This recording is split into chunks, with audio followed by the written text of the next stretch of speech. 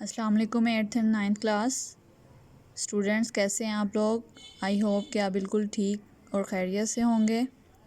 So students, let start over today's lecture of S S T from unit number 1. Unit number 1 کی ہماری exercise ہو چکی ہے، short questions بھی اور reading questions بھی. اب ہم نے سب سے فرسٹ والا جو ہے لانگ کوشچن وہ دیکھنا ہے ایکسرسائز کا. کوشچن ہے نظریہ کے مؤخذ اور نظریہ کی اہمیت بیان کریں. Let start.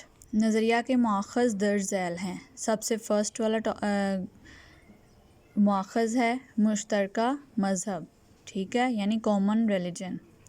مذہب محض عبادات کا مجموعہ نہیں ہوتا، بلکہ وہ کسی قوم کی پوری معاشرتی زندگی کو متاثر کرتا ہے.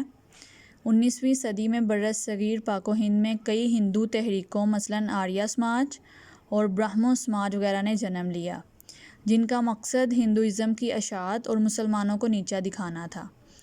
آریہ سماج کے بانی پنڈت دیانند سرسوتی نے تو حد کر دی تھی. اس نے شدھی کے نام سے ایک پروگرام شروع کیا جس کا مقصد غیر ہندوؤں کو زبردستی ہندو یعنی شدھی، جس کا مطلب ہے ہندو ذہن کے مطابق پاک صاف بنانا تھا. برہمو سماج کا بانی راجہ رام موہن رائے بھی مسلم دشمنی میں مسلمانوں کے خلاف تقاریر کرتا تھا. کانگریسی دور حکومت کا ٹائم پیریڈ نوٹ کر لیں، 1937 سے 1939 تک، ٹھیک ہے. یہ کانگریسی دور حکومت نے اس خیال کو مزید پختہ کر دیا کہ متحدہ ہندوستان میں مسلمانوں کے لیے اپنی مذہبی شناخت کو اور پہچان کو برقرار رکھنا مشکل ہوتا جا رہا ہے. یعنی سب سے پہلا جو مؤخذ ہوتا ہے وہ مذہب ہوتا ہے، ٹھیک ہے، جس سے آئیڈیالوجی جنم لیتی ہے. تو یعنی ہمارا جو مسلمانوں کا مذہب تھا وہ بالکل ہندوؤں سے الگ تھا، یہ ہم پہلے بھی پڑھ چکے ہیں. تو اس لیے انہیں وہاں پہ ان کے ساتھ رہتے ہوئے مذہبی آزادی حاصل نہیں تھی. اور دوسرا یہ تھا کہ جو ہندو انتہا پسند جماعتیں تھیں وہ کسی صورت مسلمانوں کو چین نہیں لینے دیتی تھیں. اور یہ جو تحریکیں ہیں آریہ سماج اور برہمو سماج، یعنی اس کا مقصد تھا کہ ہندوازم جو ہے یعنی ہندوؤں کا جو مذہب ہے اس سے زیادہ جو ہے ترویج ملے، ٹھیک ہے، جبکہ مسلمان جو ہیں وہ آہستہ آہستہ جو ہیں وہ اپنا مذہب چھوڑتے ہوئے ہندو بن جائیں، ہندوازم میں داخل ہو جائیں.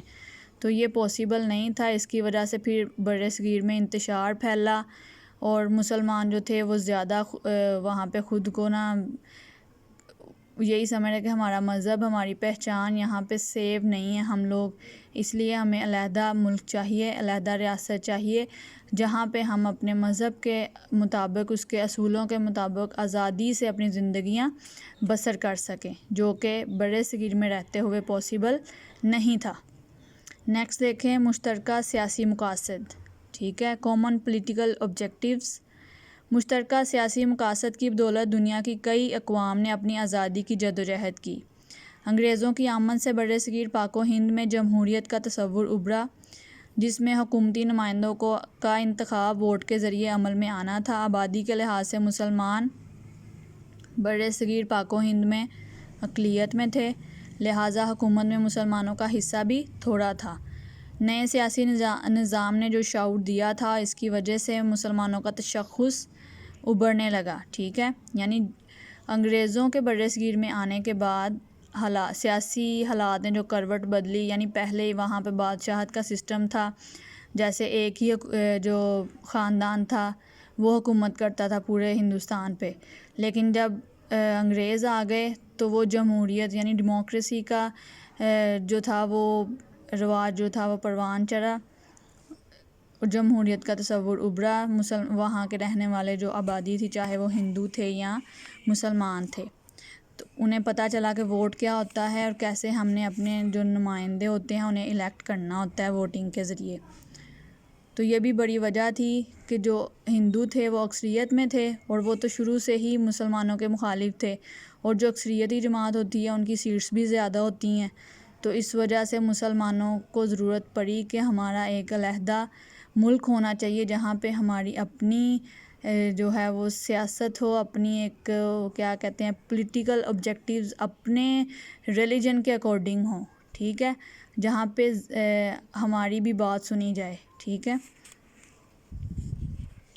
تو اس لیے یہ بھی ایک مؤخذ تھا نظریہ کا. تھرڈ والا ہے مشترکہ تعلیمی مقاصد، کامن ایجوکیشنل آبجیکٹیوز.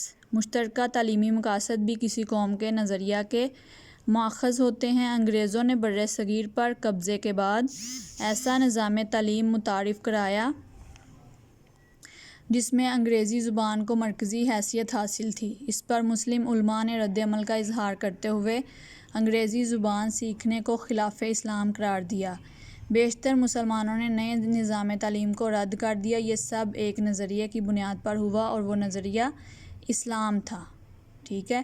یعنی جب انگریزوں کی حکومت آئی، انگریز قابض ہوئے بر صغیر پر، تو انہوں نے ظاہر ہے ان کی لینگویج انگلش تھی، تو اس وجہ سے انہوں نے انگلش کو جو تھا وہاں پہ سرکاری زبان بھی انگلش کو بنا دیا. آفیسز میں بھی، اسکولز میں بھی انگلش زبان جو تھی وہ پڑھائی جاتی تھی، بولی جاتی تھی. تو ہندو جو تھے انہیں تو وہ شروع سے ہی چاپلوسی کرتے تھے، جو بھی حکومت میں ہوتا تھا. پہلے مسلمان تھے تو ان کی چاپلوسی کیا کرتے تھے، منافقت کرتے تھے. بعد میں انگریزوں کے ساتھ بھی ان کا ایسا ہی معاملہ تھا، تو اس لیے وہ تو انہوں نے زبان سیکھنی شروع کر دی، انگلش لینگویج انہوں نے سیکھی، اور ان کے جو نظام تعلیم تھا انگریزوں کا اس کے مطابق انہوں نے تعلیم بھی حاصل کی، اس لیے وہ آگے چلے گئے. تو مسلمان جو تھے ان کا نظریہ بالکل چینج تھا، ان کی آئیڈیالوجی چینج تھی، ان کا ریلیجن اس بات کی اجازت نہیں دیتا تھا. تو اس وجہ سے جو مسلمان مفکرین تھے یا مسلمان علماء تھے انہوں نے کہا کہ انگریزی زبان جو ہے وہ ہمارے اصولوں کے، ہمارے اسلام کے بالکل مخالف ہے، اس لیے ہم اس کو نہیں سیکھیں گے، ٹھیک ہے.